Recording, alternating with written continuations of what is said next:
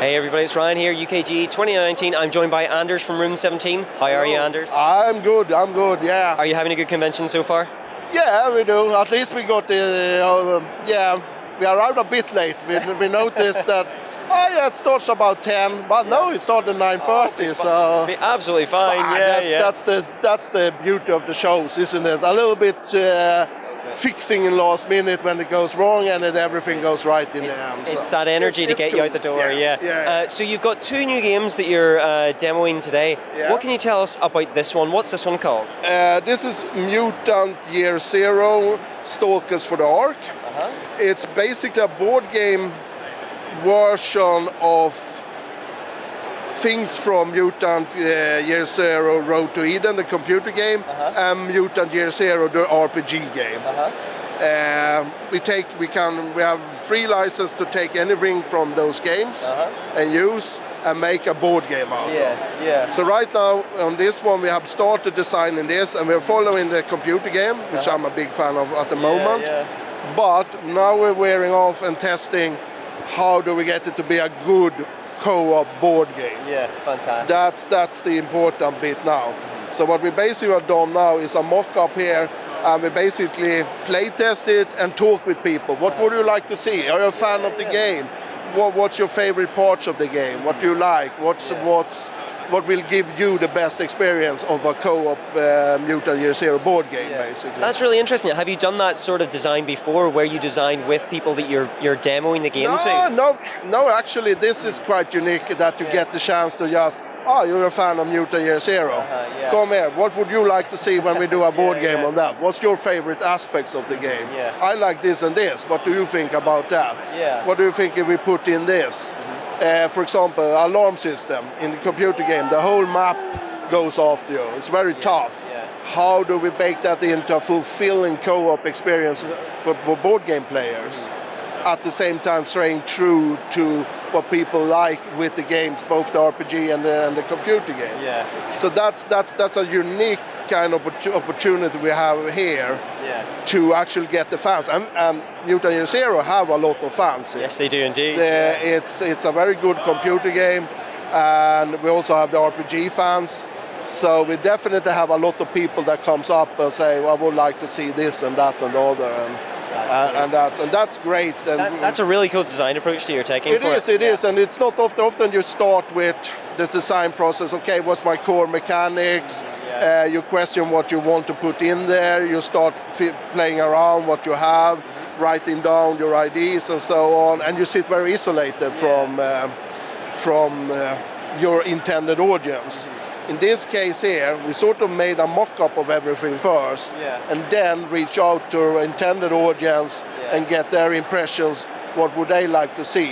And then we go back to the drawing board and sort of make the game fun to play and make it all work together. Fantastic. We already know how to put in all the stuff.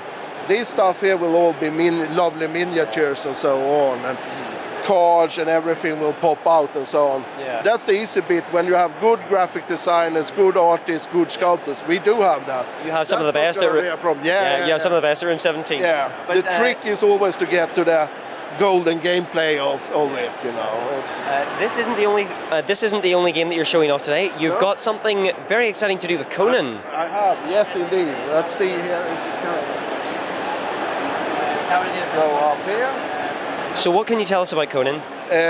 Conan is it's actually the Tower of the Elephant.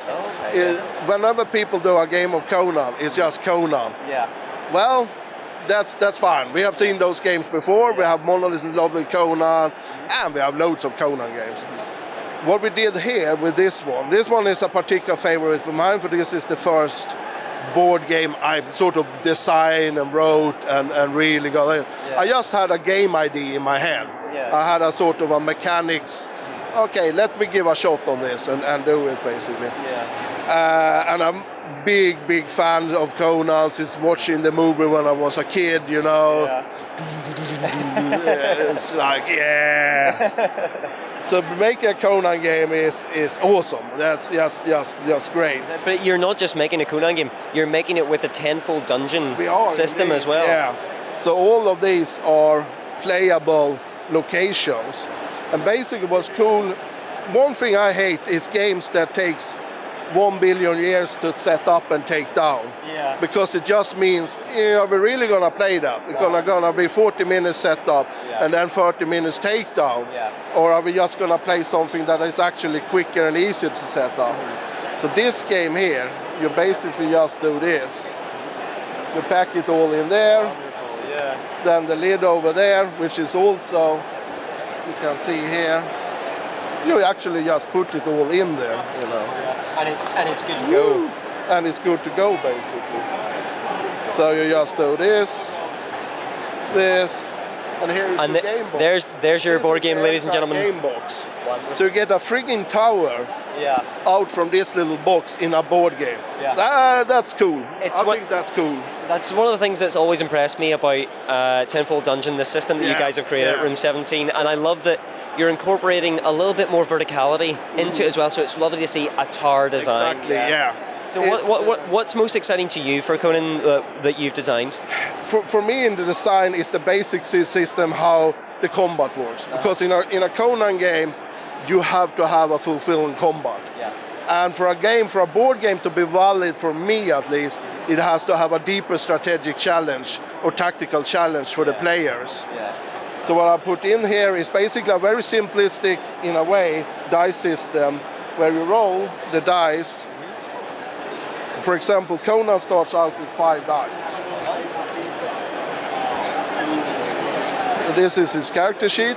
You roll the dice, you just place them like how they fall. And these are the actions that you can take. So, Yeah. we have things like. So, for example, this time rolled quite funnily. He rolled 2 riposte and 4 low attacks, or 3 low attacks. Yeah. So, in the turn order, his opponents will roll as well. You can either play solo, where you just roll for the bad guys, or you can play head-to-head. Head-to-head as a major challenge. It's very interesting. Yeah. Solo is a little bit easier, of course, but it always is, because eventually we learn the mechanics and, I can do this and this and that. Yeah. But no, okay, so what it does is compare. So you go from ones, okay, do I have any ones? Do my bad guys have any ones? If both have ones, you go on initiative and see who resolves first. Yeah. And then you go down in this order. What you can do is always use a dice for movement. Oh, okay. So you can always move a square with that. Sometimes you get an initiative because it's 2 squares. Yeah. Stuff like that. Or you can save a dice to use for later. If it's a defensive dice, I'm gonna save it. You have attacks incoming, I would gauge. I'm gonna save it. Yeah. For example, in this case here, Conan would be well set up to do a riposte. So, for example, if he could pull off a double riposte, it will say both dice used at once. That would count as a critical riposte. So he gets an attack coming in. Let's say a bad guy has a 5, a mid attack. The guy swings at you with his mid attack, right in your body there. Conan does a double riposte. So he not only takes the sword, he cuts you there, making a critical hit on you. Usually taking down small guys, bigger monsters and lions, not so easy. Then, if you lie in there bleeding, let's say, and you're really bad off, in this case here, with a 444, then you can really chop him up, you know. You go full on massive Conan and just cleaves him. In this case, it's a low attack, so in this case, it's chopping off both legs. Both legs are coming off. So I was thinking like this. Yeah. How do I do something where you actually can do those things? Basically chopping off bad guys. Sorry. That's what Conan excels at. Yeah, it is. Let's face it, it's Conan. It's not Bambi. It's that's what I want to convey in the system. So you keep that flow going on, you know. Fantastic. The most fun we had is when Conan gets his back on him, because there's some badass monsters in there as well. Fantastic. So it is well balanced then. It is, yeah. I noticed that there is some tricks out there that you really have, because Conan, I've chopped down fogs, guards, everything. I'm king of the world. And then something comes out of the dark and just kills him right there. That can happen. That happened to me. So you're going to have to be careful. Now, Anders. No spoilers on that one. No spoilers at all. Conan is going to be surviving every single time.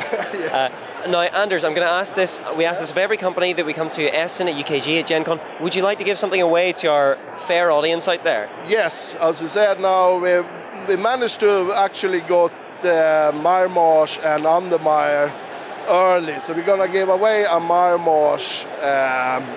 They're going to get fulfilled, the all backers in August, and all backers that are coming here at the show can grab them and get their games as well 2 months early, which Perfect. I think is pretty awesome for a Kickstarter. That's really good, yeah, well done. So we're giving away a Miremarsh, and we're giving away a Museum Rush, our first game as well. So thank you so much, Anders.